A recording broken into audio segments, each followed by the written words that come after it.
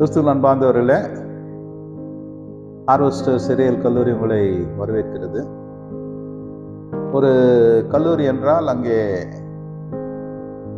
பல துறைகளிலே பாடம் நடத்துவார்கள். செக்குலர் கல்லூரியில் பார்ப்போம் என்றால் அங்கே பிஏ, பிஎஸ்சி, பிகாம் ஆகிய டிகிரிகள் உண்டு.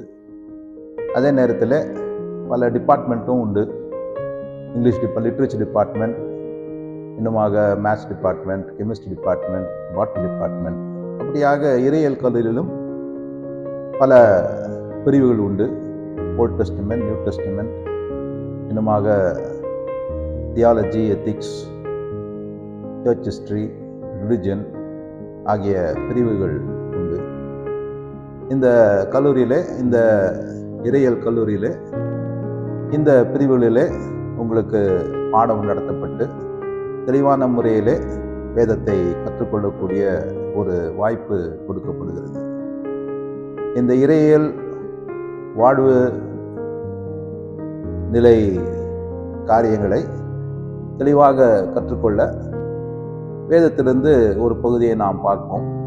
ரோம நிருபத்திலே நாம் பார்க்கும்போது அப்போஸ்தலனாகிய பவுல் ரோம நிருபத்தை அந்த 16 அதிகாரங்களை நாம் இப்படியாக பிரிக்கலாம்.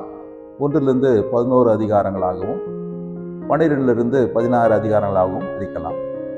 இந்த முதல் 11 அதிகாரங்களிலே கடவுள் யார், இறைவன் யார், இயேசு கிறிஸ்து யார், பாவம் என்றால் என்ன, பாவத்துக்கு பரிகாரம் எப்படி நமக்கு கிடைக்கின்றது, பாவத்திலிருந்து விடுதலை பெற்ற பிற்பாடு பரிசுத்த வாழ்வு எப்படி நடத்துவது ஆகிய காரியங்களை இந்த 11 அதிகாரங்களிலே அவர் தெளிவாக கூறுகிறார்.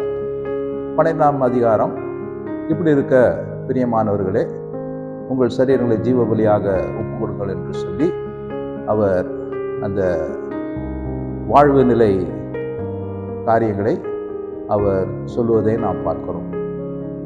ஆகையால் அந்த பகுதியை நாம் பார்க்கும்போது மனிதனுடைய வாழ்க்கை எடுத்துக் கொள்வோம் என்றால் 3ஆக பிரிக்கப்படுகிறது.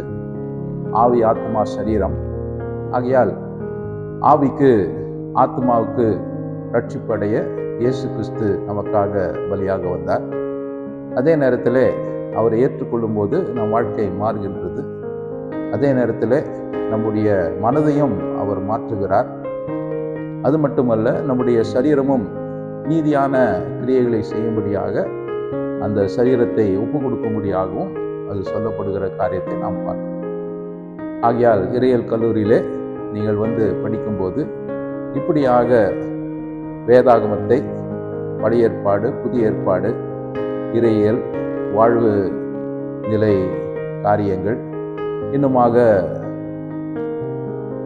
திருச்சபை வரலாறு, இன்னுமாக பிற மதங்கள், இன்னுமாக எப்படியாக ஊழியத்தை நிறைவேற்ற வேண்டும் ஆகிய காரியங்களை தெளிவாக படித்துக் கொள்ள இந்த ஹார்வெஸ்டர்ஸ் இறையியல் கல்லூரி உங்களுக்கு வாய்ப்பு அளிக்கின்றது.